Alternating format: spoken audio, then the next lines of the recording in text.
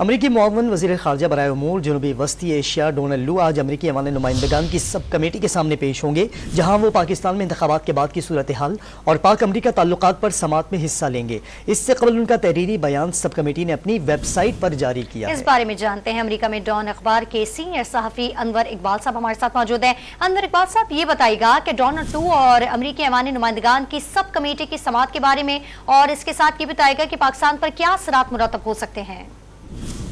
جی، سب سے پہلے میں ایک بات کی کرشن کرنا چاہوں گا۔ ڈونلڈ لو معاون نائب وزیر خارجہ نہیں ہے، وہ سرکاری ملازم ہے۔ وزیر خارجہ سیاسی آدمی ہوتا ہے، وہ بیوروکریٹ ہے اور اسسٹنٹ سیکرٹری ہے، جیسے ہمارے یہاں جوائنٹ سیکرٹری ہوتا ہے، اس لیول کے گریڈ 20 کے آفیسر ہیں۔ اچھا، پہلی بات تو یہ۔ دوسری بات یہ ہے کہ یہ جو کل کی ہیئرنگ ہے، ظاہر ہے بہت اہم ہے، اس لحاظ سے کہ پی ٹی آئی بڑے عرصے سے چاہ رہی تھی کہ ڈونلڈ لو کو سامنے لایا جائے اور ان سے اس طرح کا بیان دلوایا جائے، تو وہ بیان دیں گے۔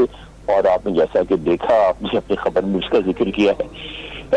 کہ بیان میں الیکشن ریگولیٹریز کا ذکر ہے، پولیس تشدد کا ذکر ہے، میڈیا پہ لگنے والی پابندیوں کا ذکر ہے، لیکن ساتھ یہ بھی نشاندہی کی گئی ہے کہ بہت ساری پازیٹو چیزیں تھیں۔ خواتین نے بڑی تعداد میں پارٹیسپیٹ کیا، 50% زیادہ خواتین جیتی ہیں پچھلے الیکشن سے، اور یہ بھی کہا کہ مائنورٹیز نے پارٹیسپیٹ کیا۔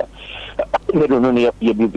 کہا کہ جب وہ پشاور میں ایک سفارتکار تھے امریکہ کے آج سے 19 سال پہلے، تو اس وقت بھی انہوں نے ایک الیکشن دیکھا تھا، اس وقت بھی الیکشن اسی طرح پرتشدد ہوئے تھے، اسی طرح بدعنوانی ہوئی تھی، اور اس وقت نواز شریف اور بینظیر بھٹو کے سامنے مطالبہ تھا، یعنی انہوں نے یہ انڈیکیٹ کیا کہ پاکستان میں الیکشن اسی قسم کے ہوتے ہیں۔ البتہ یہ کہا کہ اس الیکشن میں جو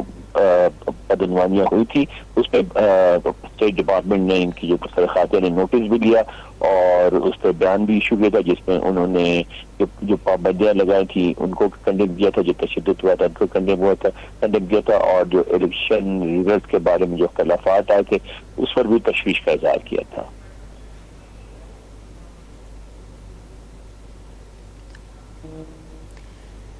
ٹھیک ہے انور اقبال صاحب، یہ بتائیے گا کہ اس وقت اگر ہم موجودہ صورتحال پر دیکھیں تو پاک امریکہ تعلقات کیسے ہیں؟ پاکستان اور امریکہ کے تعلقات اس وقت جو ہیں میرے خیال ہے کہ مناسب ہیں۔ مناسب سب سے اچھا ورڈ ہوگا، اس لیے کہ پاکستان بہرحال ایک امپورٹنٹ ملک ہے، ایک امپورٹنٹ خطے میں ہے، اور آپ ایک بات ذہن میں رکھیں کہ جو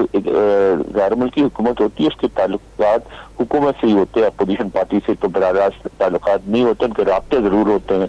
تو جو بھی پارٹی حکومت میں ہوگی اس کو ریکگنائز کریں گے، اور میرا خیال ہے کہ جو ان کا رویہ رہا ہے تھرو آؤٹ اسٹیٹ ڈپارٹمنٹ کا وہی رہا ہے کہ وہ اس حکومت کے ساتھ